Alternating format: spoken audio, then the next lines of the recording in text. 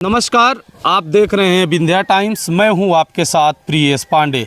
Mauganj collector कार्यालय से अपर collector रिश्वत लेते ट्रैप होते हैं, इसकी खबरें सोशल मीडिया में सुर्खियां बटोर रही हैं। जब एक जिला कार्यालय में कलेक्टर जैसे महत्वपूर्ण पद पर बैठा व्यक्ति रिश्वत लेता है तो भाजपा सरकार की जीरो टॉलरेंस वाली नीति की पोल खुलती है। कल जो एक तस्वीर वायरल हुई और आप सबने देखा भी है कि लोकायुक्त पुलिस ने किस प्रकार से मऊगंज कलेक्ट्रेट कार्यालय में अपर कलेक्टर को 5,000 रुपये की रिश्वत लेते रंगे हाथों ट्रैप किया है। पूरे मामले पर फरियादी रमा निवास तिवारी इस समय हमारे साथ मौजूद हैं और किसान रमा निवास तिवारी जो अपने ज़मीनी काम से अपर कलेक्टर के पास चक्कर लगा रहे थे, काम नहीं हो रहा था। पूरे मामले में उन्होंने इनसे घूस की बात की और इन्होंने बताया कि 10,000 रुपये हम पहले भी दे चुके थे। अब 5,000 रुपये रिश्वत लेते जब ट्रैप हुए हैं, पूरे मामले पर मध्य प्रदेश के मुख्यमंत्री डॉक्टर मोहन यादव ने अपर कलेक्टर को निलंबित भी कर दिया है। हम सीधे फरियादी रमा निवास तिवारी से जुड़ते हैं और पूरे मामले की सच्चाई जानते हैं कि ये पूरा मामला कब और कैसे शुरू हुआ। तिवारी जी, अभी कल एक बड़ी कार्रवाई हुई है, आप उस पूरे मामले में फरियादी थे। आपको पत्रकार महोदय को तो बहुत बहुत धन्यवाद हमारे पास आने का। मेरा एक प्रकरण था माननीय अपर कलेक्टर महोदय के यहाँ, जिनका नाम अशोक कुमार ओहरी है। वहाँ 2021-22 से मेरी फाइल लंबित थी। उसमें हाई कोर्ट उच्च न्यायालय ने उसके खिलाफ स्थगन दे रखा था मेरे पक्ष में कि कोई कार्यवाही अधीनस्थ न्यायालय जब तक मेरा अग्रिम आदेश न हो तब तक न करे। फिर वही श्रीमान कलेक्टर महोदय ने, मैंने जाके निवेदन किया, अपने अभिधिवक्ता के माध्यम से रिकॉर्ड पेश किए। फिर वे कार्यवाही पर उन्होंने रोक नहीं लगाई। तब हमने कलेक्टर महोदय श्रीवास्तव साहब से मिला और अपनी फरियाद और पीड़ा सुनाई, तो उन्होंने उस पर कोई विचार नहीं किए। तो फिर हमने बार बार उनसे मिलते रहा, चक्कर लगाते रहे। तब उन्होंने कहा कि आप फैसला अपने फाइल में कराना नहीं जानते हो, कुछ विचार करो तो फिर हम विचार करें। तो हमने ऐसा किसने कहा? कलेक्टर अपर कलेक्टर ओहरी साहब ने। हाँ, तो हमने पूछा कि श्रीमान बताइए क्या मार्गदर्शक है। उन्होंने कहा कि तैयार होके आए, कुछ खर्चे वर्चे लगते हैं। तो हमने कहा कि हम तो गरीब आदमी हैं, किसान, ऐसा करना हमारे लिए तो असंभव है। तब उन्होंने कहा कि तो फिर क्यों हमको परेशान कर रहे हो, क्यों बार बार चक्कर लगा रहे हो, छोड़ो। तो हमने फिर मजबूरन 10,000 रुपये की व्यवस्था करके जब उन्होंने मांग किया तो उनको ले जाकर दिए। फिर भी मेरा काम नहीं कर रहे थे। हमको अपने निवास रीवम बुलाए, वहाँ हमने गया तो वहाँ उन्होंने कहा कि अभी और कुछ आपको करना पड़ेगा, मऊगंज आके मिलो।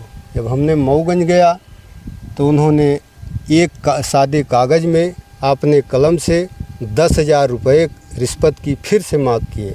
तो हमने निवेदन किया कि श्रीमान जी, मैं एक कृषक हूँ, गरीब आदमी हूँ, मेरे पास पैसे नहीं हैं। तो उन्होंने जिद कर दिया। तो हमने 5,000 रुपये देने के लिए दोबारा स्वीकार किया कि 1-2 दिन के लिए टाइम दे दीजिए, मैं कहीं से व्यवस्था करके आऊँगा। तब फिर हमको पीड़ा हुई तो हमने लोकायुक्त कार्यालय में अपनी वेदना सुनाते हुए एसपी साहब से हमने निवेदन किया और कार्रवाई करवाई। की शरण में आप गए और कार्रवाई हुई, रंगे हाथों रिश्वत लेते अपर कलेक्टर ट्रैप भी हुए। लेकिन इसके पहले भी कई कार्रवाइयाँ आपके द्वारा कराई जा चुकी हैं। भ्रष्टाचारियों के लिए आप काल बन गए हैं, ऐसा लग रहा है। इसके पहले भी 3 कार्रवाइयाँ शायद आपने इस अपर कलेक्टर के पहले करवाई हैं, जो लोकायुक्त ने ट्रैप किया है रंगे हाथों। उनके बारे में बताइए कि क्या कैसे था। इसके पहले कितनी कार्रवाइयाँ आपके माध्यम से? मेरे माध्यम से 3 कार्रवाई और हुई थी।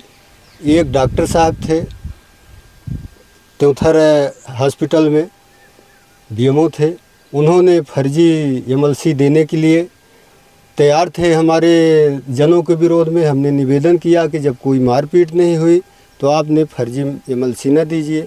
तो उन्होंने पैसे की मांग किया कि रुकेगा तभी एमएलसी, जब आप भी पैसे की व्यवस्था कराएंगे। तो हमने फिर मजबूरन होकर लोकायुक्त के शरण में गया था और कार्रवाई करवाई थी। इसके बाद इसी प्रकरण में राजमण कुशवाहा पटवारी थे हमारे तत्कालीन हल्के में उस समय। जिस जमीन के प्रकरण में अपर कलेक्टर साहब ट्रैप हुए हैं, इसी प्रकरण में क्या पटवारी के ऊपर कार्रवाई हुई थी? हाँ, 2 पटवारियों के ऊपर कार्रवाई हुई थी, अलग अलग सन में, अलग अलग डेट में। एक पटवारी का था नाम राजमण कुशवाहा और दूसरे का नाम था राम नरेश रावत। दोनों इसी ज़मीन में रिश्वत लेते रंगे हाथ पकड़े गए थे। और ये चौथी कार्रवाई है? ये चौथी कार्रवाई। तो आपने सुना पूरे मामले पर। हमारे साथ रमा निवास तिवारी जो फरियादी हैं, कल अपर कलेक्टर जब ट्रैप हुए थे, आपकी शिकायत पर ट्रैप हुए थे।